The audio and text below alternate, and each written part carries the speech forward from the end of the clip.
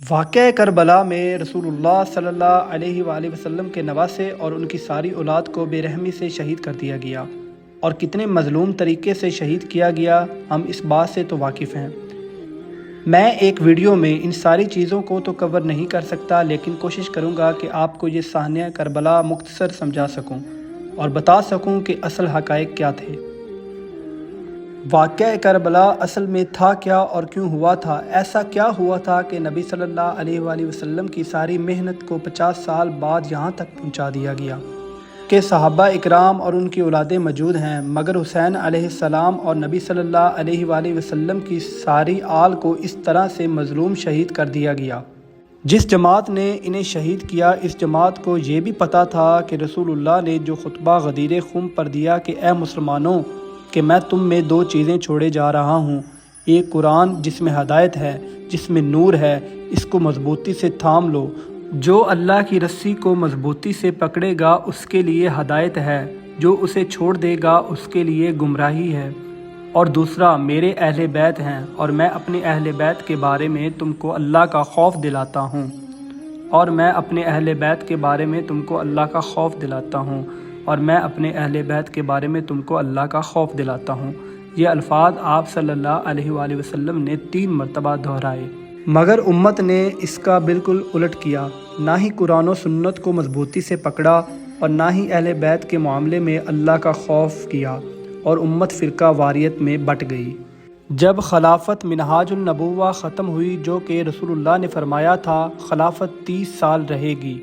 اس کے بعد ملوکیت شروع ہو جائے گی۔ اسلام کے پہلے بادشاہ حضرت امیر معاویہ تھے۔ جب 60 ہجری میں حضرت معاویہ کا انتقال ہو گیا تو حضرت معاویہ نے وفات سے 4 سال پہلے یزید کی بیعت لینا شروع کر دی، اور 60 ہجری میں انتقال کر گئے، اور یزید تخت پر بیٹھ گیا اور اس نے ڈنڈے کے زور پر بیعت لینا شروع کر دی۔ 5 شخصیات جنہوں نے یزید کی بیعت سے انکار کیا، جن میں عبد الرحمن بن ابی بکر، عبداللہ بن عمر، عبداللہ بن عباس، عبداللہ بن زبیر اور حسین بن علی۔ ان سے یزید کو یہ بھی خطرہ تھا کہ ان میں سے کوئی خلافت کا دعویٰ نہ کرتے۔ پھر یزید نے اپنی سلطنت کو بچانے کے لیے ولید بن عقبہ، جو کہ مدینہ منورہ کا گورنر تھا، اس کو حکم بھیجا کہ وہ ان سے سختی سے بیعت لے۔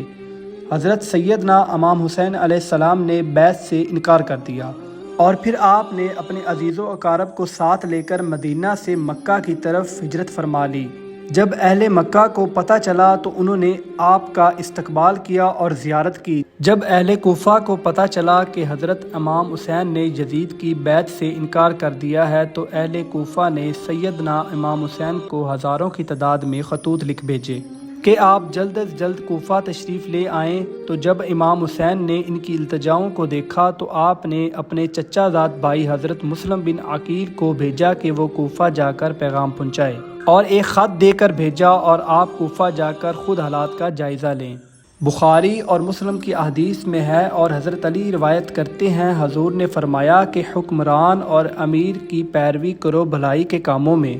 اور اگر وہ برائی کرے تو یہ اللہ کے خلاف ہے، اس میں پیروی نہیں کر سکتے۔ پیروی معروف میں کی جاتی ہے، منکر میں نہیں کی جاتی۔ خصوصاً حضرت عبداللہ بن عباس نے حضرت حسین کو روکا کہ وہ مت جائیں، کیونکہ کوفیوں پر حضرت عبداللہ بن عباس کو یقین نہیں تھا۔ جب حضرت مسلم بن عقیل وہاں پہنچے تو انہوں نے کوفیوں کو دیکھا کہ وہ آپ کی تشریف آوری کا انتظار کر رہے ہیں، تو انہوں نے حضرت حسین کو خط لکھا کہ وہ جلدی ہی آ جائیں، اور پھر امام حسین پاک 3 ذوالحج سن 60 میں کل 72 افراد کو لے کر نکلے، اور پھر راستے میں آپ کو حضرت مسلم بن عقیل کی شہادت کی خبر مل گئی۔ آپ پریشان ہوئے اور آپ نے واپسی کا ارادہ کیا، لیکن پھر ترک کر دیا، اور پھر قافلہ آگے بڑھایا، اور پھر حسین پاک نے کربلا میں نزول فرمایا۔ یہ 2 محرم الحرام 61 ہجری تھا۔